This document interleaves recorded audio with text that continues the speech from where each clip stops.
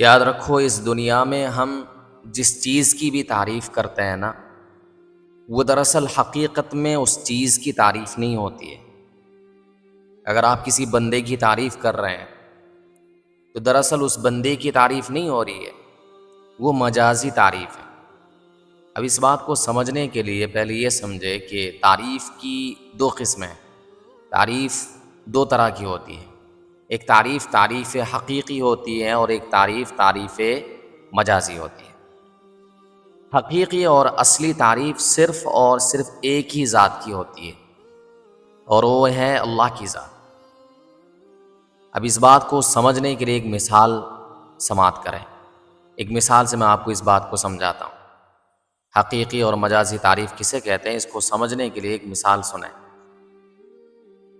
مثال کے طور پر آپ کسی آرٹ گیلری میں جاتے ہیں، وہاں ایک بہت خوبصورت پینٹنگ لگی ہوئی ہے۔ فرض کریں کہ آپ کسی دکان میں گئے، پینٹنگ کی دکان میں، اور وہاں ایک خوبصورت پینٹنگ لگی ہوئی ہے۔ ایک ایسا منظر بنا ہوا ہے کہ آپ دیکھتے ہی رہ جاتے ہیں۔ اتنی خوبصورت پینٹنگ کہ آپ کی نظر اس پینٹنگ سے ہٹ ہی نہیں رہی ہے۔ آپ کیا کہتے ہیں اس پینٹنگ کو دیکھ کر؟ ظاہر سی بات ہے یہی کہیں گے، واہ یار کیا کمال کی پینٹنگ، کیا رنگ بھرے ہیں، کیا منظر کی کشی کی ہے، کس خوبصورتی کے ساتھ، کس خوش اسلوبی کے ساتھ اس پینٹنگ کو بنایا گیا ہے، کس انداز میں اس کے اندر رنگ بھرے گئے۔ اب مجھے ایک بات بتائیں، جب آپ اس پینٹنگ کی تعریف کر رہے ہیں تو کیا آپ اس کینوس کی، اس کپڑے کی تعریف کر رہے ہیں، اس کاغذ کے ٹکڑے کی تعریف کر رہے ہیں جس پر وہ پینٹنگ بنائی گئی ہے؟ کیا آپ ان بے جان رنگوں کی تعریف کر رہے ہیں جو اس پینٹنگ میں بھرے گئے ہیں؟ یقیناً آپ کا جواب نہیں میں ہوگا، نہیں، بالکل بھی نہیں۔ اور عقل بھی یہی کہتی ہے کہ جب آپ پینٹنگ کی تعریف کر رہے ہیں تو دراصل آپ اس پینٹر کی تعریف کر رہے ہیں، اس آرٹسٹ کی تعریف کر رہے ہیں جس نے اپنے دماغ سے، اپنے ہاتھ کی مہارت سے، اپنی اسکلز سے، اپنے ہنر سے، اپنی عقل کو کام میں لاتے ہوئے ان رنگوں کو اس کینوس پر بکھیرا ہے، اس کپڑے پر ان رنگوں کو سیٹ کیا ہے اور اپنے اعتبار سے اسے اچھے انداز میں تیار کیا۔ بالکل اسی طرح اب یہاں سمجھنے والی بات کیا ہے، تو جو ہم تعریف کر رہے ہیں پینٹنگ کی، یہ پینٹنگ کی تعریف کرنا یہ تعریف مجازی نہیں ہے، یہ تعریف مجازی ہے، اور پینٹنگ کی تعریف کرنے کے ذریعے سے اس پینٹر کی تعریف کرنا یہ تعریف حقیقی ہے۔ اس لیے کہ یہاں پر تعریف کا اصل حقدار وہی پینٹر ہے، پینٹنگ نہیں ہے۔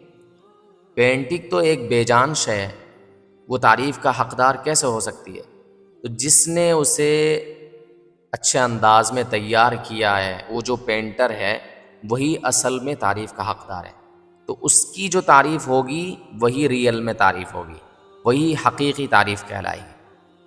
بالکل اسی طرح جب آپ کسی خوبصورت انسان کو دیکھتے ہیں یا اللہ کی مخلوقات میں سے کسی بھی مخلوق کا آپ نظارہ کرتے ہیں، کسی شاندار پہاڑ کو دیکھتے ہیں، کسی پرندے کی اڑان کو دیکھتے ہیں، اس کی پرواز کو دیکھتے ہیں، جیسا کہ ہمارے یہاں ایک بہت مشہور پرندہ ہے باز، جسے ہم باز کہتے ہیں۔ ظاہر سی بات ہے اس کی اڑان سب سے اونچی ہوتی ہے، اس کی پرواز سب سے بلند ہوتی ہے، وہ الگ تھلگ ہو کر اپنی پرواز کرتا ہے، اپنی اڑان وہ خود اڑتا ہے، وہ دوسرے پرندوں کے ساتھ مل کر اپنی اڑان نہیں بھرتا ہے، بلکہ اپنی اڑان اسے کب کرنی ہے اور کب اسے ٹیک آف کرنا ہے سب اسے معلوم ہوتا ہے۔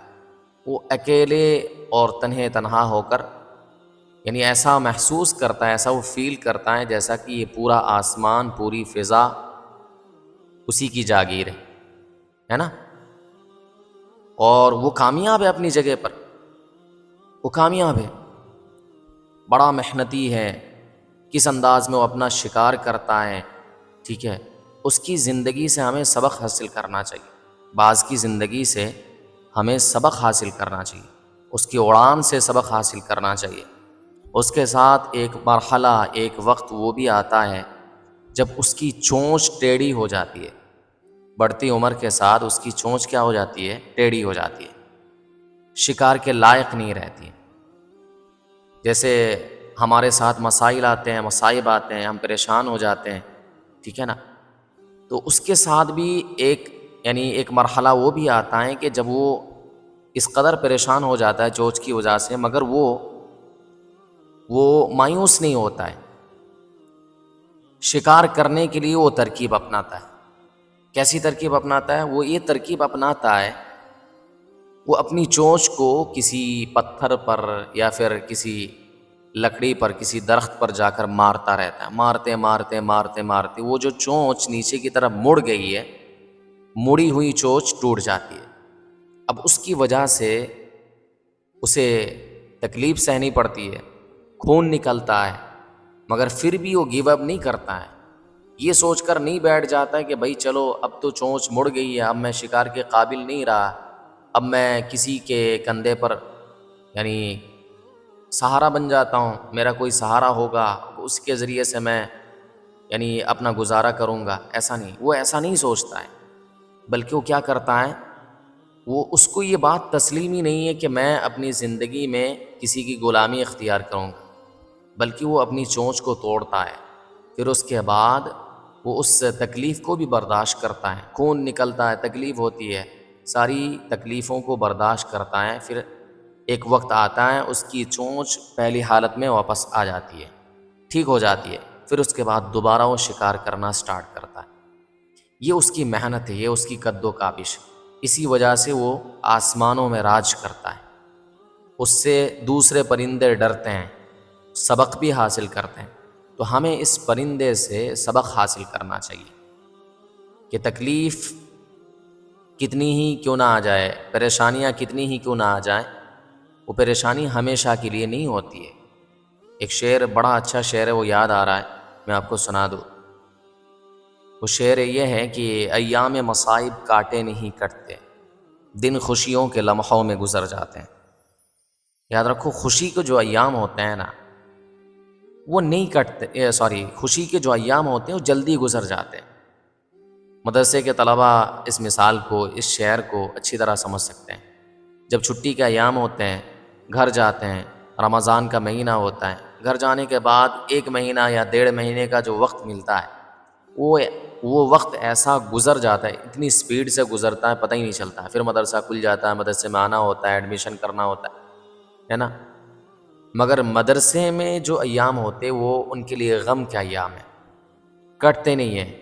تو اسی لیے شاعر کہہ رہا ہے کہ ایام مصائب کاٹے نہیں کٹتے، جو مصائب کا ایام ہے، پریشانی کا ایام ہے، غم کے دن ہیں، وہ کٹتے نہیں ہیں۔ ایام مصائب کاٹے نہیں کٹتے، دن خوشیوں کے لمحوں میں گزر جاتے ہیں۔ لیکن جو خوشی کا ایام ہے، جو اپنے محبوب کے ساتھ آپ گزارتے ہیں، اپنے اپنوں کے ساتھ گزارتے ہیں، وہ ایام جلدی گزر جاتے ہیں، کٹ جاتے ہیں، ٹھیک ہے؟ یہی وجہ ہے کہ اگر آپ کی زندگی میں کوئی پریشانی نہ ہو تو آپ کے ایام، آپ کے دن کس طرح گزر جائیں گے آپ کو پتہ ہی نہیں لگے گا۔ نہیں آ رہی بات سمجھ میں؟ ہاں، تو میں بات کر رہا تھا، اگر آپ کسی پرندے کو دیکھتے ہیں، اس کی اڑان کو دیکھتے ہیں، ٹھیک ہے، تو آپ کیا کہتے ہیں؟ آپ کہتے ہیں واہ کیا خوبصورت چیز ہے، کیا خوبصورت پرواز ہے اس سے تو سبق حاصل کرنا چاہیے۔ تو یہ جو آپ اس پرندے کی تعریف کر رہے ہیں، اس کی اڑان کی تعریف کر رہے ہیں، در حقیقت آپ اس چیز کی نہیں کر رہے ہیں، یا اس پرندے کی آپ تعریف نہیں کر رہے ہیں، بلکہ اس کے خالق، اس کے کریٹر یعنی اللہ کی تعریف کر رہے ہیں۔ ایسا ہی ہے بالکل، کیونکہ وہ تو صرف ایک مٹی کا پتلا ہے، اس مٹی کے پتلے میں اللہ نے جان ڈالی، اس میں خوبصورتی پیدا کرنا یہ کس کا کام ہے؟ اڑنے کی، وہ جو پرندہ اڑ رہا ہے، یا پھر کوئی بے جان چیز جس کی خوبصورتی سے ہم متاثر ہو رہے ہیں، تو اس کے اندر خوبصورتی کیسے پیدا ہوئی؟ یا پھر کوئی ایسی مخلوق جو جاندار ہے، تو اس کے اندر جو ٹیلنٹ ہے، جو صفت ہے، وہ صفت کیسے پیدا ہوئی؟ وہ طاقت، وہ مہارت کیسے پیدا ہوئی؟ ظاہر سی بات ہے، مہارت پیدا کرنے والا یا خوبصورتی پیدا کرنے والا یا اس بے جان چیز میں جان ڈالنے والا، یہ سارا کون ہے؟ وہ اللہ ہے، اللہ کی ذات ہے، اور یہ اللہ کا کام ہے۔ تو ان تمام چیزوں کی تعریف کرنا یہ تعریف مجازی ہے، اور ان کے کریٹر یعنی اللہ کی تعریف کرنا یہ تعریف حقیقی ہے۔ اسی لیے دنیا میں جتنی چیزیں ہیں، جو بھی چیزیں ہیں، چاہے وہ جاندار ہو، بے جان ہو، نباتات ہو، جمادات ہو، حیوانات ہو، کوئی بھی ہو، کسی کی اگر ہم تعریف کرتے ہیں تو سب سے پہلے اس کے خالق کی تعریف ہوتی ہے، یعنی اللہ میاں کی تعریف ہوتی ہے، جس نے اسے عدم سے وجود بخشا ہے، ٹھیک ہے، جب کہ وہ کچھ بھی نہیں تھا، اس حالت سے اللہ نے اسے اور ہمیں اور اس پوری دنیا کو وجود بخشا ہے۔ اس لیے ہم کہتے ہیں کہ دنیا میں جو ہر تعریف ہے، ہر ریچول ہے، کیا ہے؟ مجازی، اور ریئل اور حقیقی تعریف صرف اور صرف اللہ کی ہے۔ آج کل ہم دیکھتے ہیں کسی کے پاس ڈگری آ گئی ہے، کوئی بہت اچھا بولنے والا بن گیا، ٹھیک ہے نا، وہ اپنے آپ کو بہت بڑا توپ سمجھتا ہے، بہت بڑا ترم خواہ سمجھتا ہے، ٹھیک ہے۔ اگر آپ کو بولنے کی، آپ کے اندر بولنے کا ہنر ہے، بولنے کی مہارت ہے، تو آپ یہ نہ سوچیں کہ آپ نے صرف اس مہارت کو اپنی محنت سے، اپنی قد و کاوش سے حاصل کیا ہے، بلکہ یہ بھی یاد رکھیں کہ اس پوری دنیا میں ایسے بھی آپ جیسے پڑے ہوئے ہیں جو کوشش کے باوجود انہیں بولنا تک نصیب نہیں ہے۔ جیسے آپ ایسے لوگوں کو بھی جانتے ہوں گے جو حق لاتے ہیں، قدرتی طور پر پیدائشی وہ حق لاتے ہیں، تو کیا وہ کوشش نہیں کرتے؟ وہ کوشش کرتے ہیں، کوشش کے باوجود بول نہیں سکتے۔ تو آپ یہ نہ سمجھے کہ اگر آپ کو بولنا آیا ہے تو ظاہر سی بات ہے آپ کی محنت کے ساتھ ساتھ اللہ کا بھی کرم ہے، اللہ کا بھی فضل و احسان ہے، اللہ نے آپ پر احسان کیا ہے کہ آپ کو بولنے کا ہنر دیا ہے۔ سورۃ الرحمن آپ پڑھیے، یہ بیان ہمیں کس نے عطا کیا؟ بولنے کی طاقت، بولنے کی مہارت ہمیں اللہ نے عطا کی ہے۔ سورۃ الرحمن پڑھیے، آپ کو اندازہ ہوگا، اللہ فرما رہے ہیں الرحمن علم القرآن خلق الانسان علمہ البیان۔ رحمان وہ ہے جس نے قرآن سکھلایا، رحمان وہ ہے جس نے انسان کو پیدا کیا، علمہ البیان، اور رحمان وہ ہے جس نے انسان کو بیان سکھایا، بولنے کا ہنر سکھایا کہ کس طرح بولا جاتا ہے، کب بولا جاتا ہے، کیا بولا جاتا ہے، کس موقع پر کیا بولنا ہے، کس انداز میں بولنا ہے، یہ سب کچھ اللہ نے ہمیں بتایا، سکھایا ہے۔ تو ہم اس چیز میں اللہ کے محتاج ہیں۔ تو اگر کسی کے پاس بولنے کا ہنر ہے، مہارت ہے، تو وہ اتنا زیادہ چوڑا بننے کی اسے ضرورت نہیں ہے، ٹھیک ہے، خوش فہمی میں مبتلا ہونے کی ضرورت نہیں ہے۔ اچھی بات ہے آپ کے پاس ہنر ہے، مہارت ہے، اسکلز ہیں، تو اس پر خوش ہونا چاہیے اور اللہ کا شکریہ ادا کرنا چاہیے، اللہ کی تعریف کرنی چاہیے، کیونکہ اصل تعریف کا حقدار کون ہے؟ اللہ میاں کی ذات ہے، اسی نے آپ کو یہ تحفہ عنایت کیا ہے، یہ تحفہ دیا ہے، بولنے کا تحفہ دیا ہے، بولنے کا ہنر دیا ہے۔ اسی طریقے سے اگر کسی کو کمپیوٹر کی بہت اچھی نالج مل گئی ہے تو انسان چوڑے ہو کر چلنا شروع کر دیتا ہے، کالر کھڑے ہو جاتے ہیں، کہتا ہے یار بھائی میرے اندر بڑا ٹیلنٹ ہے، میں نے اپنی محنت سے یہ مقام حاصل کیا۔ بھائی ہاں دیکھو، اس دنیا میں نا دو باتیں آپ اچھی طرح یاد رکھیں، جو بھی آپ مقام حاصل کرتے ہیں اس کے پیچھے آپ کی محنت بھی ہوتی ہے اور آپ کو اللہ پر توکل بھی کرنا ہوتا ہے، ٹھیک ہے۔ صرف انسان اگر اپنی محنت پر بھروسہ کر کے بیٹھ جائیں، یہ اس کی سب سے بڑی حماقت ہے۔ کسی بھی فیلڈ میں اگر آپ مہارت چاہتے ہیں، ماہر بننا چاہتے ہیں، آگے بڑھنا چاہتے ہیں، ظاہر سی بات ہے اس فیلڈ میں آپ کو محنت کرنی پڑے گی، جد و جہد کرنی پڑے گی، پسینہ بہانا پڑے گا، دن رات ایک کرنا پڑے گا، تب جا کے آپ اس فیلڈ میں کامیاب ہوں گے۔ مگر اس کے ساتھ ساتھ اللہ کا فضل بھی ضروری ہے، اللہ کا کرم ہونا بھی ضروری ہے، اللہ پر بھروسہ کرنا بھی ضروری ہے۔ اگر آپ صرف اپنی محنت پر، قد و کاوش پر بھروسہ کر لیں گے، جیسا کہ جو منکرین اسلام ہے، جو اسلام کو فالو نہیں کرتے، اسلام کو نہیں مانتے، اللہ کی وحدانیت کو تسلیم نہیں کرتے، وہ لوگ بھی اپنی محنت پر ہی بھروسہ کرتے ہیں۔ وہ سمجھتے ہیں کہ ہم اپنی قسمت اپنے ہاتھوں لکھتے ہیں، جتنی ہم محنت کریں گے اسی اعتبار سے ہم ترقی کی سیڑھی چڑھیں گے۔ ایسا نہیں ہوتا ہے۔ بہت سے لوگ اس دنیا میں محنت کر رہے ہیں اپنی فیلڈ میں، اسے 8 سال 7 سال 9 سال ہو گئے، پھر بھی وہ کامیاب نہیں ہو گئے، کامیاب ہوئے ہی نہیں ہے، سکسیس انہیں نصیب نہیں ہوئی ہے۔ تو کیا مطلب ہے؟ وہ محنت نہیں کر رہے اچھی طرح؟ نہیں، وہ آپ سے زیادہ محنت کر رہے ہیں۔ آپ نے 1 سال کسی فیلڈ میں محنت کیا اور آپ سکسیس ہو گئے، کامیاب ہو گئے، لیکن وہ بندہ اسی فیلڈ میں، جس فیلڈ میں آپ سکسیس ہوئے ہیں، اسی فیلڈ میں 7 سال اس کو ہو گئے، مگر پھر بھی اسے کامیابی نصیب نہیں ہوئی۔ اس کا مطلب ہے کہ کوئی ایسی ذات ہے جس نے آپ کو کامیاب بنایا، کوئی ایسی ذات ہے جس نے آپ کو کامیاب بنایا اور اسے ناکام بنایا ہے، ٹھیک ہے؟ تو اس لیے زیادہ چوڑا ہونے کی ضرورت نہیں ہے، ٹھیک ہے نا؟ ہمیں کیا کرنا ہے، اپنے کام میں فل محنت بھی کرنی ہے، جد و جہد کرنی ہے، کوشش کرنی ہے، اور ساتھ ہی ساتھ اللہ پر بھروسہ بھی کرنا ہے۔ اور صرف اللہ پر بھروسہ کرنا بھی کافی نہیں ہوتا ہے، اللہ پر بھروسہ کرنے کے ساتھ ساتھ آپ کو محنت بھی کرنی ہوتی ہے، ٹھیک ہے؟ یہ اللہ کا اور اس دنیا کا نظام ہے۔ اللہ نے یہ نہیں کہا کہ صرف میرے اوپر بھروسہ کر کے بیٹھ جاؤ، توکل کر کے بیٹھ جاؤ، تمہیں کچھ کرنے کی ضرورت نہیں ہے، ٹھیک ہے؟ فکر کرنے کی ضرورت نہیں ہے، بس تمہارے پاس رزق پہنچتا جائے گا یا تم کسی چیز میں ماہر ہو جاؤ گے، ایسا نہیں کہا ہے۔ اللہ نے کہا کہ پہلے محنت کرو، پھر اس کے بعد میرے اوپر بھروسہ کرو، ٹھیک ہے؟ میں سب کچھ دینے کے لیے تیار ہوں، مگر شرط یہ کہ تم محنت بھی کرو اور مجھ پر بھروسہ بھی کرو۔ اور اسی طریقے سے صرف محنت پر بھروسہ کرنے کے لیے نہیں کہا گیا کہ صرف تم محنت کرتے جاؤ اور مجھے بھلا کر بیٹھ جاؤ، ایسا نہیں ہے۔ ورنہ تو دنیا میں بہت سے ایسے لوگ ہیں جو قادحین ہیں، محنت کرنے والے ہیں، مجتہدین ہیں، اس کے باوجود وہ اپنی فیلڈ میں سکسیس ہی نہیں ہو پاتے۔ کیوں؟ اس لیے کہ انہیں اپنی محنت پر بھروسہ ہے، اللہ پر بھروسہ نہیں، اللہ پر ان کو توکل حاصل نہیں ہے، اس وجہ سے وہ کبھی کامیاب نہیں ہو پاتے ہیں۔ ہمیں یہ بات یاد رکھنی ہے کہ ہمیں محنت بھی کرنی ہے اور ساتھ ہی ساتھ اللہ پر بھروسہ بھی کرنا ہے، تبھی بات بنے گی اور آپ اپنی فیلڈ میں کامیاب ہوں گے، ٹھیک ہے؟ اس وجہ سے اگر آپ کے پاس کوئی مہارت ہے تو اس مہارت کے پیچھے اس کی اصل تعریف کا حقدار اللہ میاں ہے، ٹھیک ہے؟ تو اس وجہ سے اگر آپ کے پاس کوئی مہارت ہے تو آپ خوش ہوں اور ساتھ ہی ساتھ اللہ کا شکر بھی ادا کریں، تکبر نہ کریں، ٹھیک ہے نا؟ اسی لیے کہا جاتا ہے کہ بھئی اگر کسی کے پاس کوئی ٹیلنٹ ہے، اگر وہ غرور میں آتا ہے تو یاد رکھو میرے بھائی یہ کون سا ٹیلنٹ ہے، ذرا غور تو کریں۔ یہ جو دماغ آپ کے پاس ہے، جس کے ذریعے سے آپ نے یہ مہارت حاصل کی ہے، اسکلس حاصل کی ہے، ٹھیک ہے نا؟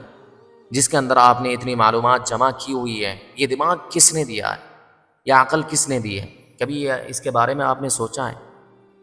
یہ سوچنے سمجھنے کی صلاحیت کہاں سے آئی ہے؟ غور و فکر کرنے کی صلاحیت آپ کے اندر کیسے پیدا ہوئی ہے؟ یہ زبان جس سے آپ اتنی روانی سے بول رہے ہیں، ٹھیک ہے، لفاظی کر رہے ہیں، یہ کس نے دی ہے؟ یہ عقل کس نے دی ہے؟ یاد رکھو اگر اللہ تعالیٰ دماغ کی ایک باریک سی رگ کو بلاک کر دینا، آپ کو معلوم ہوگا کہ دماغ کے اندر بہت باریک باریک نسیں ہیں، باریک باریک رگیں ہیں، اگر ان تمام نسوں میں سے کسی نس کو اللہ تعالیٰ بلاک کر دے، رگ کو کسی ایک رگ کو بلاک کر دینا، اللہ معاف کرے، خدا نہ خواستہ اگر کسی کے ساتھ ایسا ہو جائے، اور ہوا بھی ہے، بڑے بڑے سائنسدانوں کے ساتھ ہوا ہے، ٹھیک ہے، جو یہ دعویٰ کرتے تھے کہ ہماری اسکلز سب سے مہنگی ہے، ہماری معلومات سب سے اعلیٰ ترین ہیں، ہمارا دماغ ایسا ہے کہ بڑا سا بڑا ہمیں ٹکر نہیں دے سکتا، مگر کچھ ایسا ہوا کہ وہ پاگل ہو گئے، ان کا دماغ چلنا بند ہو گیا، عقل خراب ہو گئی ہے۔ تو اگر کوئی نس اللہ تعالیٰ بلاک کر دے تو بڑے سے بڑا فلاسفر، بڑے سے بڑا سائنسدان اور بڑے سے بڑا مفکر 1 سیکنڈ میں زیر ہو جاتا ہے، بستر پر آ جاتا ہے، اسے اپنے نام تک کا ہوش نہیں رہتا ہے، اس کا اصل نام کیا وہ نام تک بھول جاتا ہے۔ سارا مسئلہ دماغ کا ہے نا، عقل کا ہے۔ عقل ٹھیک ٹھاک چل رہی ہے، کام کر رہی ہے، ٹھکانے پر ہے تو آپ سب کچھ کر سکتے ہیں، اور اگر عقل خراب ہو جائے، دماغ خراب ہو جائے تو آپ کسی کام کے نہیں ہیں۔ اسی وجہ سے جو پاگل بنتا ہے، کیا بدن کے اعتبار سے پاگل بنتا ہے، پیر کے اعتبار سے، ہاتھ کے اعتبار سے پاگل بنتا ہے؟ نہیں، کس کے اعتبار سے؟ دماغ کے اعتبار سے۔ دماغی توازن برقرار رہے گا تو آپ کی ڈیلی روٹین صحیح رہے گی، اور دماغی توازن برقرار نہیں رہے گا، خراب ہو جائے گا، ٹھیک ہے، ہل جائے گا تو آپ ختم، آپ کام سے گئے، ٹھیک ہے۔ اس وجہ سے اترانا نہیں چاہیے۔ اگر آپ کے پاس کوئی مہارت ہے، وہ مہارت دراصل آپ کی نہیں ہے، اللہ کی دی ہوئی عطا ہے، گفٹ ہے۔ نہیں آ رہی بات سمجھ میں؟ تو جو بندہ اتراتا ہے، غرور کرتا ہے، تو اگر اس کے ساتھ ایسا حادثہ پیش آ جائے اور اللہ تعالیٰ کسی رگ کو بلاک کر دے تو اس کا سارا ٹیلنٹ دھرا کا دھرا رہ جائے گا، اس کی مہارت کہاں چلی جائے گی اس کو نہیں پتہ ہوگا۔ قرآن کریم میں اللہ تعالیٰ نے اس چیز کو بڑی صراحت کے ساتھ بیان کیا ہے۔ یہ جو انسان کہتا ہے نا کہ یہ میرا کمال ہے، میری محنت ہے، میری جد و جہد ہے، یہ جملہ اللہ کو سخت ناپسند ہے، پسند ہی نہیں ہے۔ قرآن مجید میں سورۃ القصص میں اللہ تعالیٰ نے قارون کا واقعہ سنایا۔ آپ سب قارون کا واقعہ جانتے ہیں نا؟ قارون کون تھا؟ قارون ایسا شخص تھا کہ جس کے پاس اتنا خزانہ تھا کہ اس کے خزانوں کی چابیاں اٹھانے کے لیے ایک طاقتور جماعت کی ضرورت پڑتی۔ آج کے دور میں چاہے کتنا ہی بڑا ملینر ہو، بلینر ہو، کروڑ پتی، ارب پتی، خرب پتی، کچھ بھی بن جائے، ایلون مسک ہی کیوں نہ آ جائے، اس کے پاس بھی شاید اتنی دولت نہیں ہے جتنی دولت اللہ نے قارون کا تھا۔ ٹھیک ہے، اب سوچیں کیا کہا جا رہا ہے کہ اس کے خزانوں کی چابیاں اٹھانے کے لیے ایک طاقتور جماعت کی ضرورت پڑتی تھی۔ اب سوچیں اس کے بارے میں، مثال کے طور پر آپ کے پاس کروڑوں روپے ہیں اور ایک کمرہ ہے، ٹھیک ہے، بڑا سا ہال ہے، اس میں آپ پیسے لوڈ کر دیں، جمع کر دیں، ٹھیک، اور اس کا اگر ایک تالا ہے تو ایک ہی چابی، اب اس کو اٹھانے کے لیے کسی ایک جماعت کی ضرورت نہیں پڑے گی۔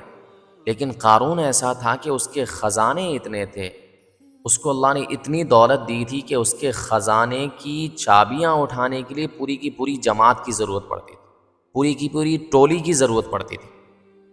اتنی دولت عطا کی تھی، اتنی دولت آپ سوچ بھی نہیں سکتے۔ جب اس کی قوم کے نیک لوگوں نے اسے سمجھایا کہ دیکھو اللہ نے تمہیں اتنا کچھ دیا، اتنی دولت دی ہے، شہرت دی ہے، تو تمہارے گاؤں میں، تمہارے علاقے میں بہت سے غریب غربا ہیں، مساکین ہیں، تو تمہیں تو ان کی مدد کرنی چاہیے، تم ان کی مدد کرو اور اپنے مال پر تکبر نہ کرو، غرور نہ کرو جیسا کہ تم کرتے ہو۔ تو قارون نے آگے سے کیا جواب دیا، وہ جواب بھی یاد رکھنے کے قابل ہیں، اور اس پر اللہ نے جو اس کا انجام کیا ہے وہ انجام بھی آپ یہ یعنی یاد رکھنے کے قابل ہے۔ اس نے کہا انما اوتیتہ علی علم عندی، مجھے تو یہ سب کچھ میرے اپنے علم اور ہنر کی وجہ سے ملا ہے، یہ میرا اپنا کمال ہے، یہ میری اپنی محنت ہے، میرے پاس معلومات ہے، اس معلومات کی وجہ سے میں نے معلومات کو صحیح کام میں لگایا ہے، تو اس وجہ سے مجھے یہ اتنی ساری دولت حاصل ہوئی ہے۔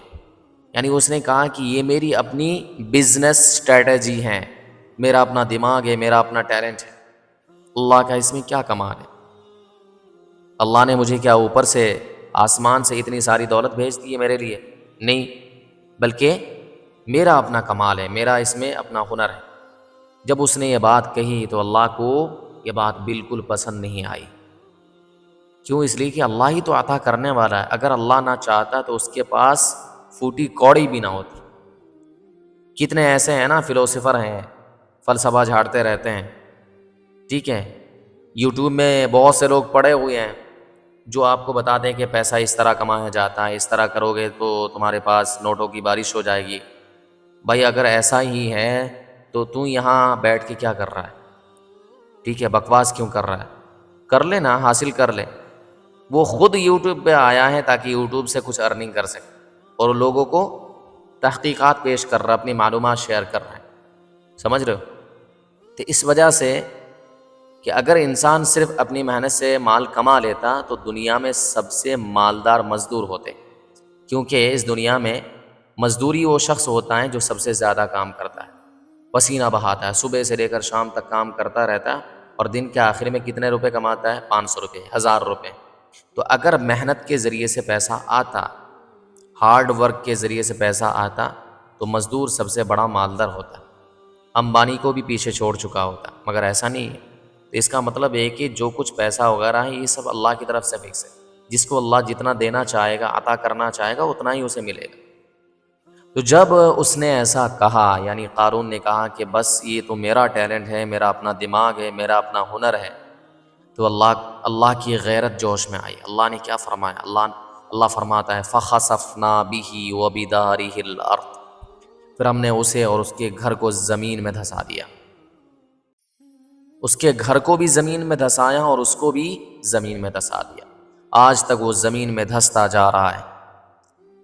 اب اس کی دولت کام نہیں آئی، اس کا غرور کام نہیں آیا، اور وہ دھستا چلا گیا، کیونکہ اس نے مجازی چیز کو حقیقی سمجھ لیا تھا، اس نے خالق کو چنوتی دی تھی، اس نے خالق کے دیے ہوئے تحفے کو اپنی ذاتی پراپرٹی اور اپنا کمال سمجھ لیا تھا۔ نہیں آ رہی بات سمجھ میں؟ حدیث مبارکہ میں آتا ہے رسول اللہ صلی اللہ علیہ وسلم ہر حال میں اللہ کا شکر ادا کرتے تھے۔ آپ صلی اللہ علیہ وسلم جب صبح اٹھتے تھے تو فرماتے تھے الحمدللہ الذی احیانا بعدما اماتنا والیہ النشور۔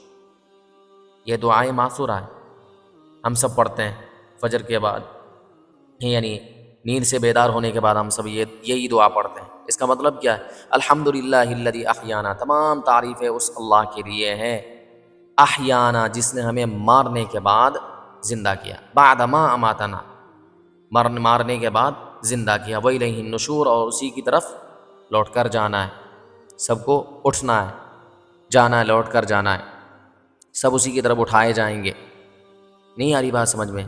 تو یہ کتنی بڑی نعمت ہے۔ جب ہم سوتے ہیں ہمیں کسی چیز کا خیال رہتا ہے، کچھ بھی نہیں ہوتا ہے، ہمارے آس پاس بغل میں کیا ہو رہا ہوتا ہے ہمیں معلوم ہی نہیں ہوتا ہے۔ ایک اعتبار سے ہمارے اوپر موت طاری کر دی جاتی ہے۔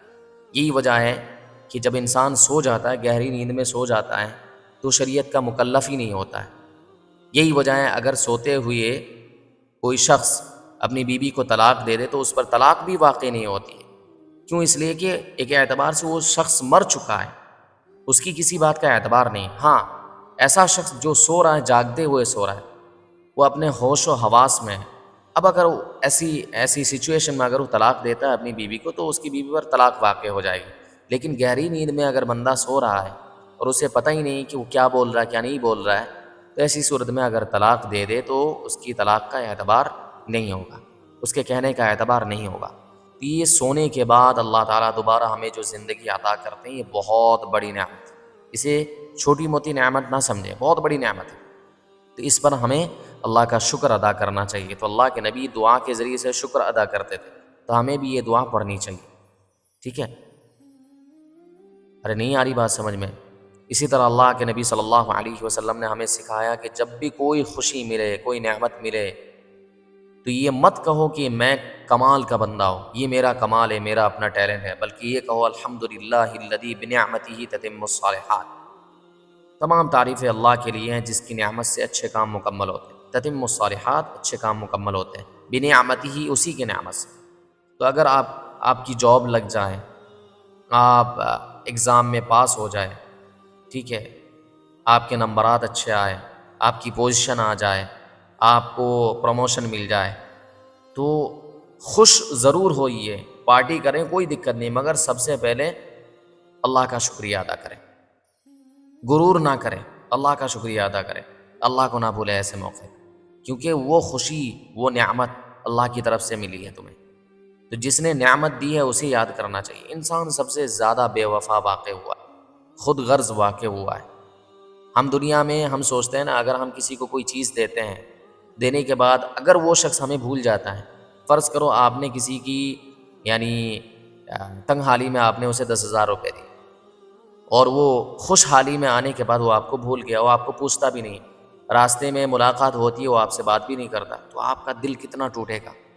آپ سوچیں کم بخت میں نے اس کی مدد کی ہے، ہیلپ کی ہے، مگر یہ مجھے یاد ہی نہیں کرتا، نہ مجھے فون کرتا ہے، نہ میری کال اٹھاتا ہے، کچھ بھی نہیں کرتا، یہ تو کم بخت یعنی غدار نکلا، بے وفا نکلا، ہے نا۔ مگر ہم اللہ کے ساتھ کیا کرتے ہیں؟ اللہ نے کتنی ساری نعمتیں دی ہیں، ایسی نعمتیں کہ جن نعمتوں کا انسان تصور نہیں کر سکتا، انسانی عقل تصور نہیں کر سکتی، ایسی ایسی نعمتیں دی ہیں کہ وہ نعمت، ان نعمتوں میں سے ایک بھی نعمت انسان ایک دوسرے کو نہیں دے سکتا، انسان کے بس میں ہی نہیں ہے، مگر پھر بھی ہم نعمت ملنے کے بعد اللہ کو بھول جاتے ہیں، نعمت ملنے کے بعد اللہ کو بھول جاتے ہیں، تو ہم سب سے بڑے بے وفا ہوئے، سب سے بڑے غدار ہوئے، ہے نا۔ اس وجہ سے ہمیں اللہ کا شکر ادا کرنا چاہیے، اللہ کو یاد رکھنا چاہیے۔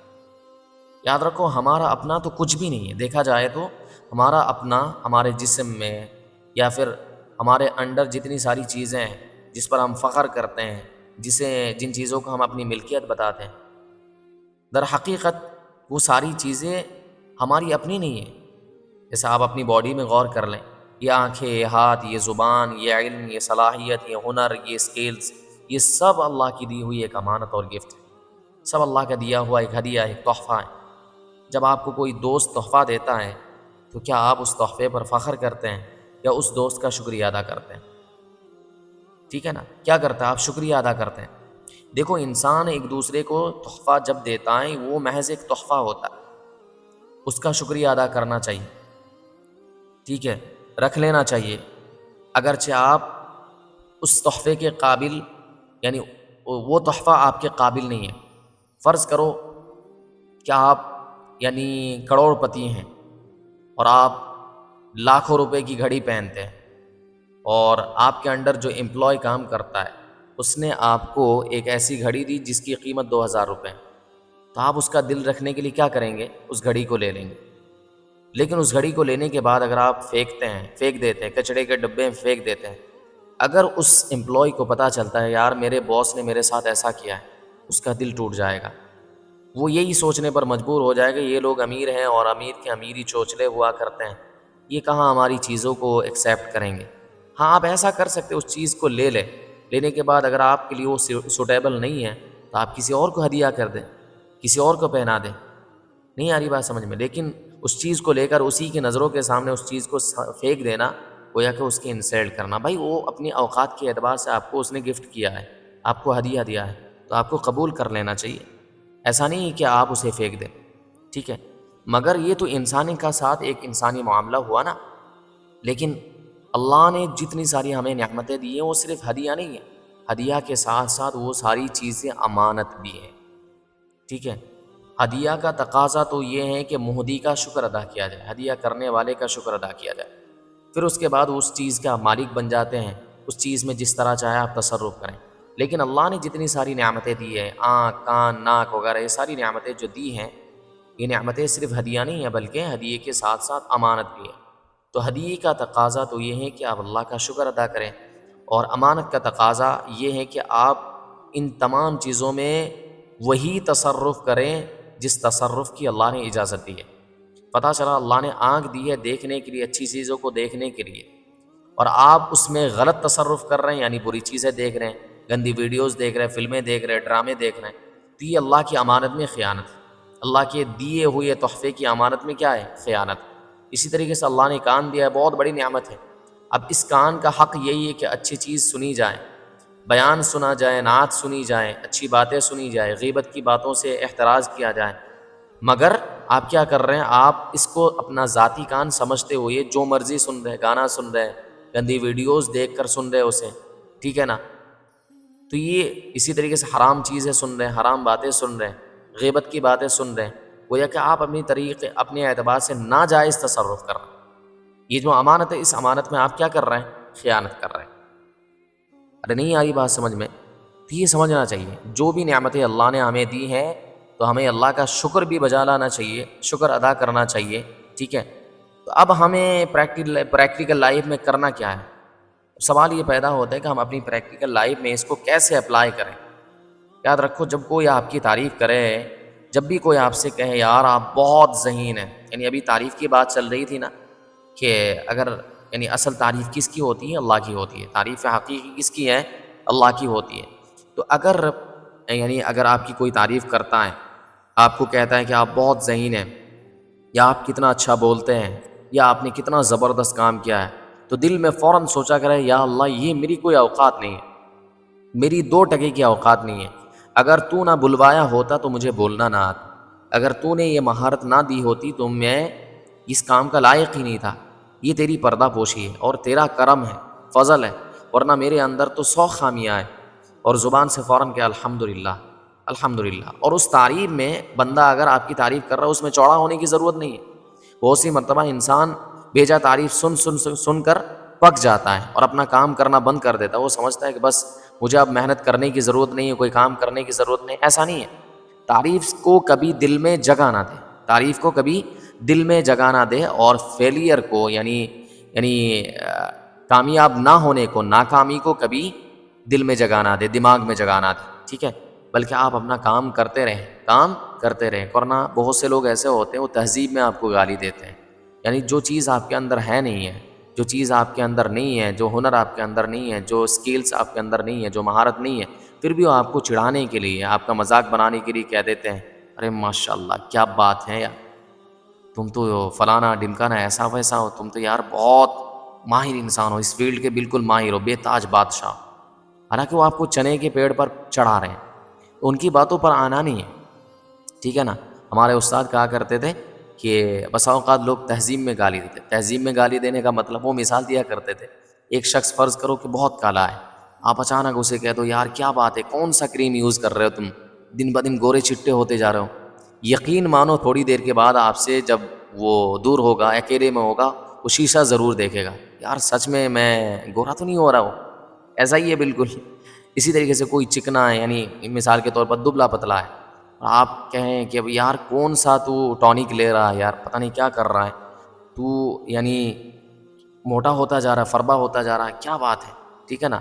وہ بھی چوڑا ہو جاتا ہے اور سوچتا ہے یار سچ میں میری باڈی تو نہیں بن رہی ہے، میں موٹا تو نہیں ہو رہا ہوں. اس وجہ سے آپ کو ان چیزوں میں دھیان نہیں دینا، اپنا کام کرتے رہنا ہے. خیر، اگر کوئی بھی نعمت ملے، بات کو مختصر کرتا ہوں، اگر کوئی بھی نعمت ملے سب سے پہلے کیا کریں گے؟ اللہ کا شکر ادا کریں گے. ٹھیک ہے. بس ہمیں اللہ تعالیٰ اپنی نعمتوں پر شکر ادا کرنے کی توفیق عطا فرمائے اور مسلسل جد و جہد کرنے کی، محنت کرنے کی توفیق عطا فرمائے.